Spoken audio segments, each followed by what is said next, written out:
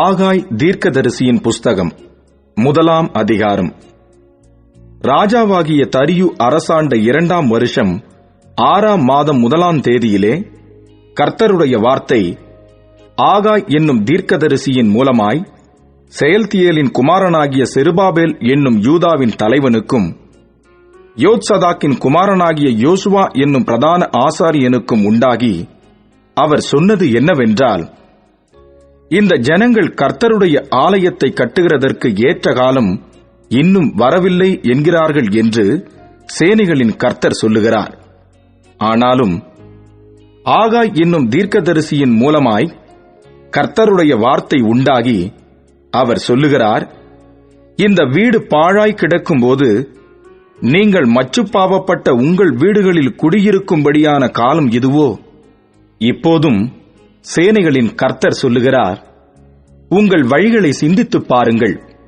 நீங்கள் திரளாய் விதைத்தும் கொஞ்சமாய் அறுத்துக் கொண்டு வருகிறீர்கள். நீங்கள் புசித்தும் திருப்தியாகவில்லை, குடித்தும் பரிபூரணமடையவில்லை. நீங்கள் வஸ்திரம் உடுத்தியும் ஒருவனுக்கும் குளிர் விடவில்லை. கூலியை சம்பாதிக்கிறவன் பொத்தலான பையிலே போடுகிறவனாய் அதை சம்பாதிக்கிறான். உங்கள் வழிகளை சிந்தித்துப் பாருங்கள் என்று சேனைகளின் கர்த்தர் சொல்லுகிறார். நீங்கள் மலையின் மேல் ஏறிப்போய் மரங்களை வெட்டிக் கொண்டு வந்து ஆலயத்தை கட்டுங்கள்.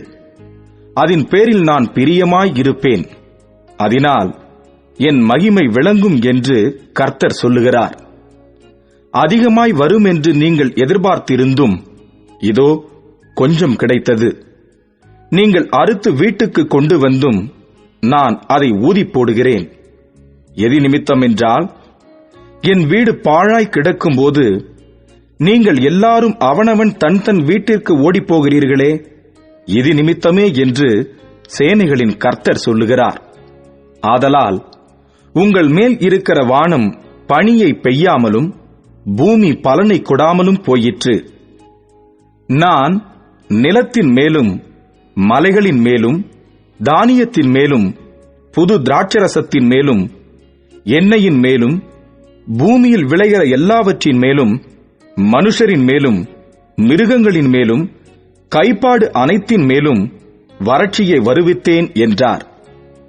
அப்பொழுது செயல்தியேலின் குமாரனாகிய செருபாபேலும் யோத்சதாக்கின் குமாரனாகிய யோசுவா என்னும் பிரதான ஆசாரியனும் ஜனத்தில் மீதியான அனைவரும் தங்கள் தேவனாகிய கர்த்தருடைய சத்தத்துக்கும் தங்கள் தேவனாகிய கர்த்தர் அனுப்பின ஆகாய் என்னும் தீர்க்கதரிசியினுடைய வார்த்தைகளுக்கும் செவி கொடுத்தார்கள். ஜனங்கள் கர்த்தருக்கு முன்பாக பயந்திருந்தார்கள். அப்பொழுது கர்த்தருடைய தூதனாகிய ஆகாய் கர்த்தர் தூதனுப்பிய வார்த்தையின்படி ஜனங்களை நோக்கி, நான் உங்களோடே இருக்கிறேன் என்று கர்த்தர் சொல்லுகிறார் என்றான். பின்பு கர்த்தர் செயல்தியேலின் குமாரனாகிய செருபாபேல் என்னும் யூதாவின் தலைவனுடைய ஆவியையும் யோத்சதாக்கின் குமாரனாகிய யோசுவா என்னும் பிரதான ஆசாரியனுடைய ஆவியையும் ஜனத்தில் மீதியான எல்லாருடைய ஆவியையும் எழுப்பினார். அவர்கள் வந்து தங்கள் தேவனாகிய சேனைகளுடைய கர்த்தரின் ஆலயத்திலே வேலை செய்தார்கள். தரியு ராஜாவின் 2 வருஷம் 6 மாதம் 24 தேதியிலே இது நடந்தது. ஆகாய் தீர்க்கதரிசியின் புஸ்தகம் 2 அதிகாரம். 7 மாதம் 21 தேதியிலே ஆகாய் என்னும் தீர்க்கதரிசியின் மூலமாய் கர்த்தருடைய வார்த்தை உண்டாயிற்று. அவர், நீ செயல்தியேலின் குமாரனாகிய செருபாபேல் என்னும் யூதாவின் தலைவனோடும் யோத்சதாக்கின் குமாரனாகிய யோசுவா என்னும் பிரதான ஆசாரியனோடும் ஜனத்தில் மீதியானவர்களோடும் சொல்ல வேண்டியது என்னவென்றால், இந்த ஆலயத்தின் முந்தின மகிமையை கண்டவர்களில் உங்களுக்குள்ளே மீந்திருக்கிறவர்கள் யார்? இப்பொழுது இது உங்களுக்கு எப்படி காண்கிறது? அதற்கு இது உங்கள் பார்வையில் ஒன்றுமில்லாதது போல் காண்கிறதல்லவா? ஆனாலும் செருபாபேலே, நீ திடன்கொள் என்று கர்த்தர் சொல்லுகிறார். யோத்சதாக்கின் குமாரனாகிய யோசுவா என்னும் பிரதான ஆசாரியனே, நீ திடன்கொள். தேசத்தின் எல்லா ஜனங்களே, நீங்கள் திடன் கொள்ளுங்கள். வேலையை நடத்துங்கள் என்று கர்த்தர் சொல்லுகிறார். நான் உங்களுடனே இருக்கிறேன் என்று சேனைகளின் கர்த்தர் சொல்லுகிறார். நீங்கள் எகிப்திலிருந்து புறப்படுகிற போது நான் உங்களோட உடன்படிக்கை பண்ணின வார்த்தையின்படியே என் ஆவியானவரும் உங்கள் நடுவில் நிலை கொண்டிருப்பார். பயப்படாதேயுங்கள். சேனைகளின் கர்த்தர் சொல்லுகிறார், கொஞ்ச காலத்துக்குள்ளே இன்னும் ஒரு தரம் நான் வானத்தையும் பூமியையும் சமுத்திரத்தையும் வெட்டாந்தரையையும் அசைய பண்ணுவேன். சகல ஜாதிகளையும் அசைய பண்ணுவேன். சகல ஜாதிகளாலும் விரும்பப்பட்டவர் வருவார். இந்த ஆலயத்தை மகிமையினால் நிறைய பண்ணுவேன் என்று சேனைகளின் கர்த்தர் சொல்லுகிறார். வெள்ளியும் என்னுடையது, பொன்னும் என்னுடையது என்று சேனைகளின் கர்த்தர் சொல்லுகிறார். முந்தின ஆலயத்தின் மகிமையை பார்க்கிலும் இந்த பிந்தின ஆலயத்தின் மகிமை பெரிதாயிருக்கும் என்று சேனைகளின் கர்த்தர் சொல்லுகிறார். இவ்விடத்திலே சமாதானத்தை கட்டளையிடுவேன் என்று சேனைகளின் கர்த்தர் உரைக்கிறார் என்று சொல் என்றார். தரியுவின் 2ஆம் வருஷம் 9ஆம் மாதம் 24ஆம் தேதியிலே ஆகாய் என்னும் தீர்க்கதரிசியின் மூலமாய் கர்த்தருடைய வார்த்தை உண்டாயிற்று. அவர், ஒருவன் தன் வஸ்திரத்தின் தொங்கலிலே பரிசுத்த மாம்சத்தை கொண்டு போகையில் தன் வஸ்திரத்தின் தொங்கல் அப்பத்தையாகிலும் சாதத்தையாகிலும் திராட்சை ரசத்தையாகிலும் எண்ணெயையாகிலும் மற்றெந்த போஜன பதார்த்தத்தையாகிலும் தொட்டால் அது பரிசுத்தமாகுமோ என்று நீ ஆசாரியரிடத்தில் வேத நியாயத்தை பற்றி கேள் என்று சேனைகளின் கர்த்தர் சொல்லுகிறார் என்றார். அதற்கு ஆசாரியர்கள் பிரதியுத்தரமாக, பரிசுத்தமாகாது என்றார்கள். பிணத்தால் தீட்டுப்பட்டவன் அவைகளில் எதையாகிலும் தொட்டால் அது தீட்டுப்படுமோ என்று ஆகாய் பின்னும் கேட்டான். அதற்கு ஆசாரியர்கள் பிரதியுத்தரமாக, தீட்டுப்படும் என்றார்கள். அப்பொழுது ஆகாய், அப்படியே இந்த ஜனங்களும் இந்த ஜாதியாரும் என் சமூகத்தில் இருக்கிறார்கள் என்று கர்த்தர் சொல்லுகிறார்.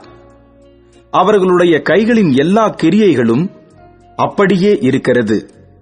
அவர்கள் அங்கே கொண்டு வந்து படைக்கிறதும் தீட்டுப்பட்டிருக்கிறது. இப்போதும் கர்த்தருடைய ஆலயத்தை கட்டும்படி ஒரு கல்லின் மேல் ஒரு கல் வைக்கப்பட்டது முதல் நடந்ததை உங்கள் மனதிலே சிந்தித்துப் பாருங்கள். அந்த நாட்கள் முதல் ஒருவன் 20 மரக்காலாக கண்ட அம்பாரத்தினிடத்தில் வந்தபோது 10 மரக்கால் மாத்திரம் இருந்தது. ஒருவன் ஆலையின் தொட்டியில் 50 குடம் மொள்ள ஆலையினிடத்திலே வந்தபோது 20 குடம் மாத்திரம் இருந்தது. கருக்காயினாலும் விஷப்பணியினாலும் கல் மழையினாலும் உங்களை உங்கள் கைகளின் வேலையிலெல்லாம் அடித்தேன். ஆனாலும் நீங்கள் என்னிடத்தில் மனதை திருப்பாமல் போனீர்கள் என்று கர்த்தர் சொல்லுகிறார். இப்போதும் இதற்கு முந்தின காலத்தில் நடந்ததை உங்கள் மனதிலே சிந்தித்துப் பாருங்கள். 9ஆம் மாதம் 24ஆம் தேதியாகிய இந்நாள் முதல் கர்த்தருடைய ஆலயத்தின் அஸ்திபாரம் போடப்பட்ட அந்நாள் வரைக்கும் சென்ற காலத்தில் நடந்ததை உங்கள் மனதிலே சிந்தித்துப் பாருங்கள். களஞ்சியத்தில் இன்னும் விதைத்தானியம் உண்டோ? திராட்சை செடியும் அத்தி மரமும் மாதளஞ்செடியும் ஒலிவ மரமும் கனி கொடுக்கவில்லையே?